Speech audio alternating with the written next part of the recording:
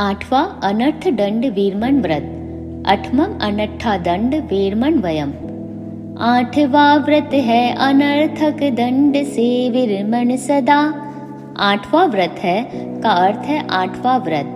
अनर्थक दंड से का अर्थ है बिना किसी प्रयोजन के केवल कुतूहल, आवेश या चंचलता वश की जाने वाली हिंसा अनर्थ हिंसा कहलाती है।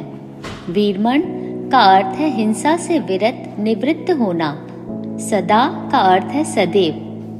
चतुर्विध प्रज्ञप्त उसका हो न आसेवन कदा।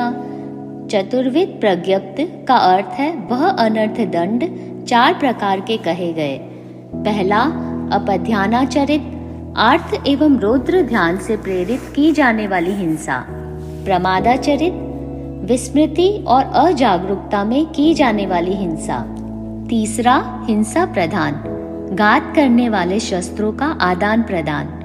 चौथा पाप कर्मोपदेश, ऐसा उपदेश जिससे पापकारी प्रवृत्तियों को प्रोत्साहन। उसका हो न का अर्थ है उपरोक्त बातों का नहीं होना चाहिए।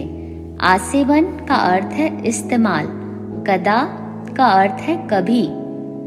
बंधकारक अशुभ चिंतन अपध्यानाचरित है।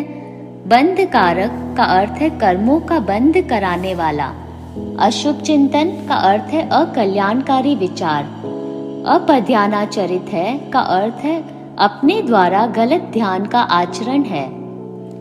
मत्त होकर क्रिया करना स्वप्रमादाचरित है। मत्त होकर का अर्थ है असावधान होकर। क्रिया करना का अर्थ है विधि करना। स्वप्रमादाचरित है का अर्थ है अपने द्वारा प्रमाद, आलस का आचरण है। हिंस्र शस्त्र प्रदान करना पथ न श्रावक धर्म का। हिंस्र शस्त्र प्रदान करना का अर्थ है किसी को भी हिंसक हथियार उपलब्ध करवाना। पथना का अर्थ है रास्ता नहीं है। श्रावक धर्म का अर्थ है श्रावक के धर्म पालन का, क्योंकि श्रावक कभी हिंसादि प्रवृत्तियों में सहयोगी नहीं बनता। अन्य को उपदेश देना पापकारी कर्म का। अन्य को का अर्थ है दूसरों को। उपदेश देना का अर्थ है उपदेश भी नहीं देता। पापकारी कर्म का अर्थ है अकल्याणकारी कर्म का। इस अनर्थक दंड का मैं त्याग आजीवन करूं। इस अनर्थक दंड को मैं का अर्थ स्पष्ट है। त्याग का अर्थ है छोड़ता हूँ। आजीवन करूं का अर्थ है जीवन भर के लिए। दो करण त्रय योग से हो सजग आगे पग धरूं। दो करण का अर्थ है करूं नहीं, कराऊं नहीं। त्रय योग से का अर्थ है मन, वचन, काय योग से। हो सजग का अर्थ है जागरूकता के साथ। आगे पग धरूं का अर्थ है आगे चलूं मैं। अनर्थ दंड वीरमण व्रत के 5 अतिचार। काम उद्दीपक क्रियाएं भांड चेष्टा हो गई।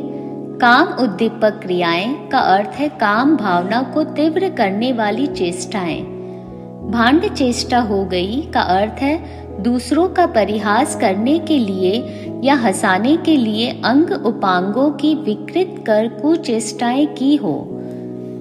चेतना सुविवेक की यदि मुखरता में खो गई। चेतना का अर्थ है बुद्धि। सुविवेक की का अर्थ है सही समझ की। यदि मुखरता में का अर्थ है बिना प्रयोजन अधिक बोलने में। खो गई का अर्थ है ना रही। अस्त्र शस्त्रों का किया संयोग निर्हेतुक कभी। अस्त्र शस्त्रों का किया का अर्थ है हथियारों का किया। संयोग का अर्थ है उपयोग। निर्हेतुक कभी का अर्थ है बिना कारण कभी। हुआ उपपरिभोग का अतिरेक ये दुष्कृत सभी। हुआ का अर्थ है किया। उपभोग का अर्थ है एक बार उपयोग में आने वाली वस्तु जैसे भोजन। परिभोग का अर्थ है बार बार उपयोग में आने वाली वस्तु जैसे सोना, चांदी। अतिरेक का अर्थ है मर्यादा से अधिक। ये दुष्कृत सभी का अर्थ है यह सब पापकारी कृत्य है। जो मे देसियो अय्यारो कहो तस्य मिच्छामि दुक्कडम।